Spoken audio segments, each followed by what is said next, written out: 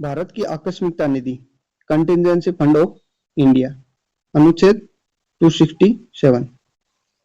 भारत की आकस्मिकता निधि contingency fund of India संविधान के अनुच्छेद 267 के तहत एक बहुत ही महत्वपूर्ण वित्तीय व्यवस्था है।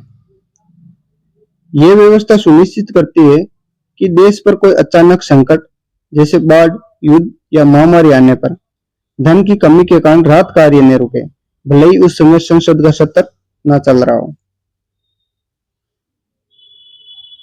सामान्यतः सरकार को 1 रुपया भी खर्च करने के लिए संसद की अनुमति विनियोग विधेयक से लेनी पड़ती है, लेकिन आपदा या आपातकाल के समय संसद का सत्र बुलाना और अनुमति लेना समय लेने वाली प्रक्रिया हो सकती है।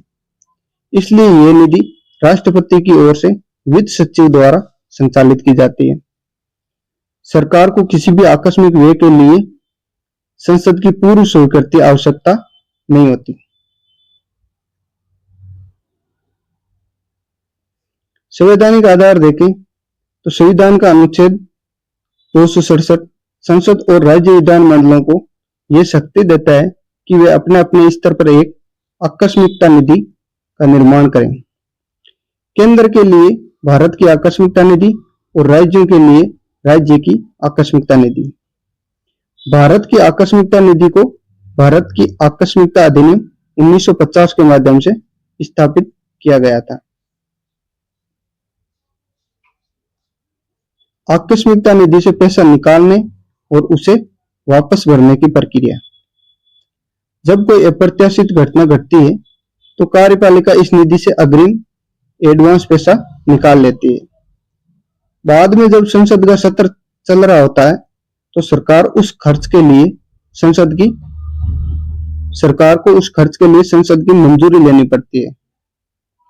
जैसे ही संसद उस खर्च को अनुपूरक अनुदान के रूप में अनुमति दे देती है तो उतना ही पैसा भारत की संचित निधि से निकालकर वापस आकस्मिकता निधि में डाल दिया जाता है।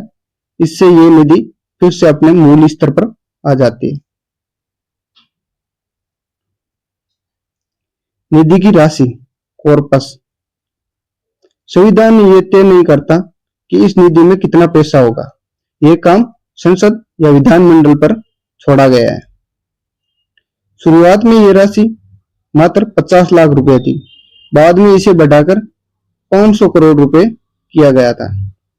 वित्त विधेयक 2021 के माध्यम से केंद्र सरकार ने भारत की आकस्मिकता निधि की कुल राशि को 500 करोड़ रुपए से बढ़ाकर 30,000 करोड़ रुपए कर दिया है। धन्यवाद।